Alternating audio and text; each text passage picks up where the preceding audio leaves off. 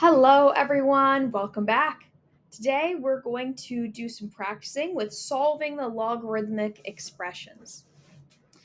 So let's start with this one. Here it tells us to solve for x. So the first thing we've got to do is we've got to delog this, so to speak. Okay, so we know what about this? Well, we know that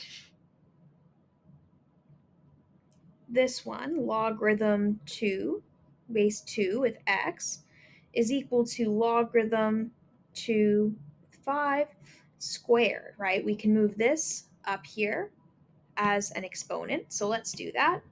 And then that means logarithm with the base 2 x equals logarithm base 2 to 25. And what does that tell us? Well, that tells us what x is. It tells us x is equal to 25, right? We have 25 here on one side, we have x on the other side, then just log 2 is the same as log 2. So there we go. We did it. All right, let's do another example. For this one here, it says we have log x minus 5 equals log 10. Well, we can delog this right away, actually. We don't even have to switch the formatting. And we can say, well, if log x minus 5 equals log 10, that means whatever's in, whatever we're logging has to be the same thing. That means x minus 5 must be equal to 10, which means x must be equal to 15. So there we go. All right, let's do a slightly harder example next. This one says solve for x, where we have the base is x, and then we have 0.04, and then we have negative 2 as our answer. So let's actually switch this into exponent form. Okay, so let's switch it to exponent form. We get x to the power of negative 2 is equal to 0.04. Now, what does that mean? That means that 1 over x squared is equal to 0.04, right? Because when we have that negative, we always switch it to the bottom. We take the reciprocal is what the little negative means in our exponent is take the reciprocal, okay? So whenever you see a negative in your exponent, think take the reciprocal. Good. Okay, and next we're going to swap the x squared with the 0.04, and we're going to get x squared is equal to 1 over 0.04, which means that x squared is going to be equal to 25, right? Because if we punch into our calculator 1 divided by 0.04, we get 25. And so that means x is equal to plus or minus 5. And there we go.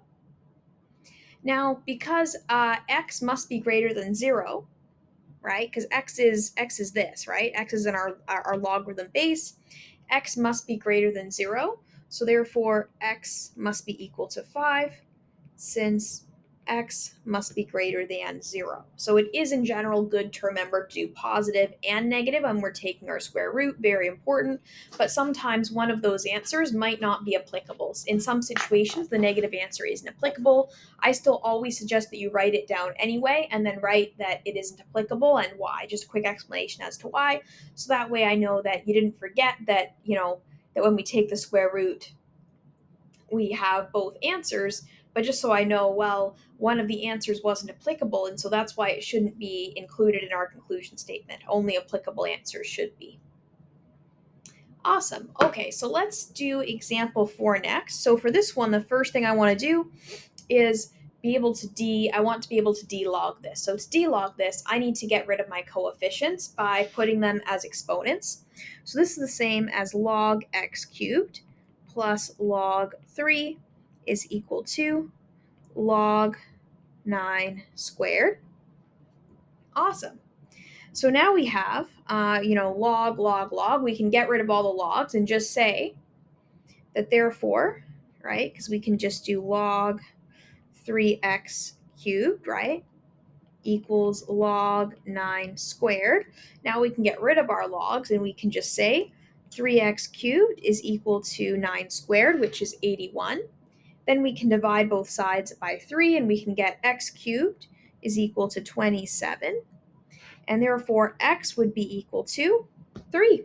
And there we go. All right, and let's move on to example 5. Okay, so for this one here, what do we want to do?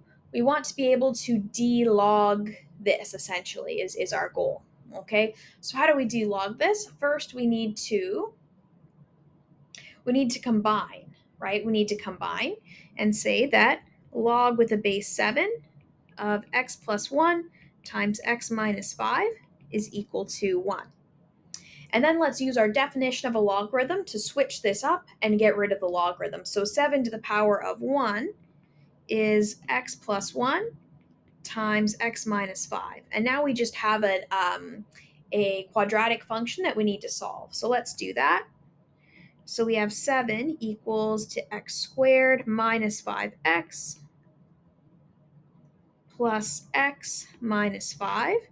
And then we'll subtract 7, so we'll get 0 is equal to x squared minus 4x, because let's combine those two terms. And then we have minus 5 and minus 7 from the other side, so that's going to be minus 12 altogether. And then we're going to factor this using our quadratic method. So what's our quadratic method again?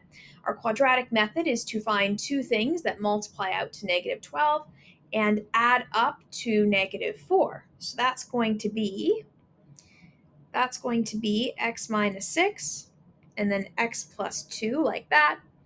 And so our answers would be x equals 6 and x equals to negative 2. Now, negative 2 isn't going to work here, and so we can just say not applicable.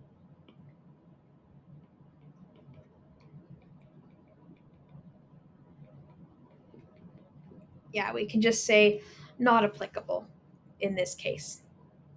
Good. Okay. So let's move on to example 6. Example 6 says solve for x, where we have 4 to the power of 2x plus 25 is equal to 10 times 4 to the power of x. Okay, so for this one, I'm going to start by getting everything onto one side. So let's do that. We have 4 to the power of 2x minus 10 times 4 to the power of x plus 25 is equal to 0. Okay, now I'm going to let x, or no, we already have x, so maybe we can't do that very well. Yeah, let's let y then. Okay, let's let y equal to 4 to the power of x, and we'll sub that in. So that means we're going to have y squared minus 10y plus 25 is equal to 0. And that looks to me just like a quadratic, right? In fact, this looks like a quadratic where we're going to get the same answer twice, right? Because what are two things that multiply to positive 25 and add up to negative 10? Well, negative 5 and negative 5, right? And now let's sub back in 4 to the power of x. Okay, and now we need to actually solve. So we need to find out when does 4 to the power of x minus 5 equal to 0? Therefore, when does 4 to the power of x equal to 5? Well, let's figure it out. Well, that would be if we log them both, and then we put our x in the front,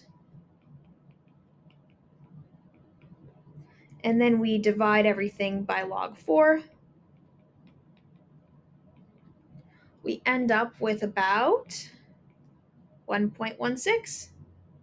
And there we go. There we have it. Okay. Let's move on to example 7. Example 7 says, the Richter scale is used to compare the intensities of earthquakes. The Richter scale magnitude R of an earthquake is determined using the formula R equals logarithm A over T plus B, where A is the amplitude of the vertical ground motion in micrometers, T is the length of time a seismic wave lasts, and B is a factor that accounts for the weakening of the seismic wave, Find the amplitude of the vertical ground motion if an earthquake creates waves that last 1.5 seconds. Has a weakening factor of 2.5 and measures 7.5 on the Richard scale. Okay, so it says that it lasts 1.5 seconds, right? And t is the time in seconds, right? And so therefore this would be t, 1.5 seconds. What about the 2.5? That's the weakening factor, right? Which we said B was the factor, right? That accounts for the weakening. So therefore this is B. And what about 7.5 on the Richard scale? Well, R is Richard scale. So let's plug all these values into this equation here, and then let's solve for what we don't have. Because it says find the amplitude, so we want to find A, and we have all the other values. So essentially, this is the same question as before, except they put it in a word problem form where we kind of have to, match the variable to the amount they're telling us, plug everything in, and then do as what we were doing before. So let's do it. All right, so R,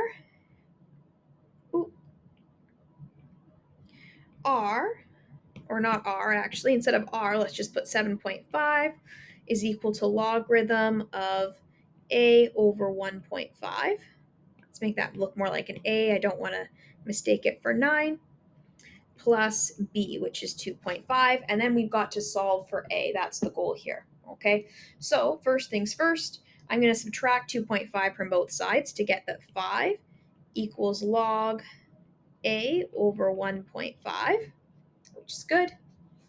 And then we're going to have, let's see, 10 to the power of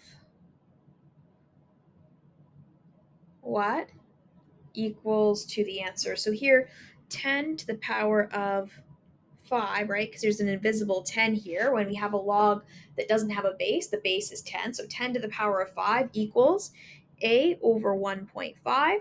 So that means A is equal to 1.5 times 10 to the power of 5. And that means A is equal to 150,000 is our answer. Now, what did they say A was? They said that A is the amplitude of vertical ground motions in micrometers.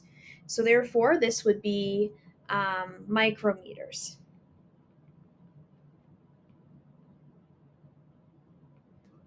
Very good. Okay. Let's do one last one, which is example 8. It says the loudness L in sound decibels can be calculated using this formula. L equals 10 log I over I naught, where I is the intensity of sound in watts per square meter, where I naught is equal to 10 to the negative 12 watts per square meter.